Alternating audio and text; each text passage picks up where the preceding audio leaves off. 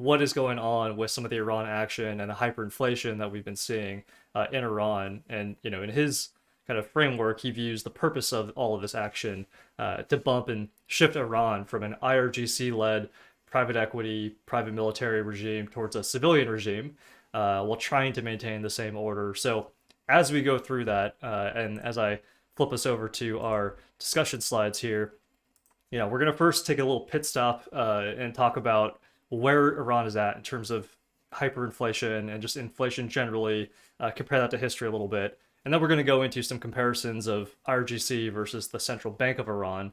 And I know Matt's got a lot of really interesting comparisons there. And then finally, some of Iran's foreign integrations. And he's got a final takeaway for all of us coming out of this on what to expect next coming out of this armed conflict. So with some of that table setting done, Matt, I want to flip it over to you. Just kick us off here a little bit. What are these three probable outcomes that are, in your mind, and how does that kind of shape how you view the action going on in Iran? So, quick background, because the governance structure in Iran is not something that most kind of Western audience members will be able to readily foot their own experience to, because our own government structure, our own financial structure, like does quietly have these kind of same dynamics or problems under the hood, but it's not as front and center and pressing as the situation that's on the ground in Iran today. So when I say Iran, there's two separate things, actually, two separate power factions. There's a civilian kind of governance order. Think about how we have in the U.S. An executive branch, legislative, judicial, et cetera, and then military control runs up and through the executive branch, with the president wearing the dual hats as commander in chief, as all of us learned in our grade school civics classes, or most of us. And then you've got a financial structure that's attached to it, which is quasi-independent. And this is what we got into that discussion last week about central bank independence. The central bank doesn't map onto the governance structure. It is its own separate thing, which in reality means it is not accountable to this whole chain of command that the public sector is running on, and also the military. Now, in Iran, it is totally different, right? You had a religious revolution in 1979, which overthrew a kind of a secular government under the Shah, right? With the Shah as the ultimate authority, kind of like a dynasty type of framework.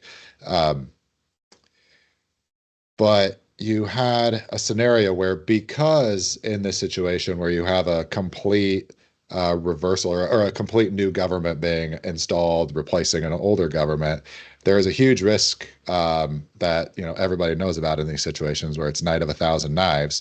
Yeah. The legacy, or the new rulers, don't trust the existing military, because that's when you get couped. So a lot of this framework that's built up in Iran, and we'll talk about two different competing regimes in Iran. In reality, there's probably much more than that. It's much more complicated. But what the Ayatollah Khomeini did in terms of formalizing this Islamic Republic was he created his own branch of like a private militia, and this is the IRGC, the Iranian Revolutionary Guard Corps, which is separate from the civilian military, or the military that responds up to the civilian authority, to the executive, which is smaller in nature, which was kind of the legacy military that came over from the Shah. So because they were worried about, loyalists, insurrection, et cetera, you had two separate militaries, and this existing, or the new military was completely unaccountable in a separate chain of command, essentially. I'm gonna like Continue.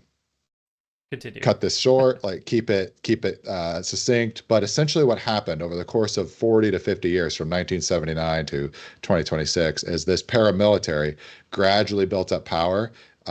So you can think of it as like a private military contractor organization, starting out like something like Blackwater in the US, which changed names multiple times, all that stuff.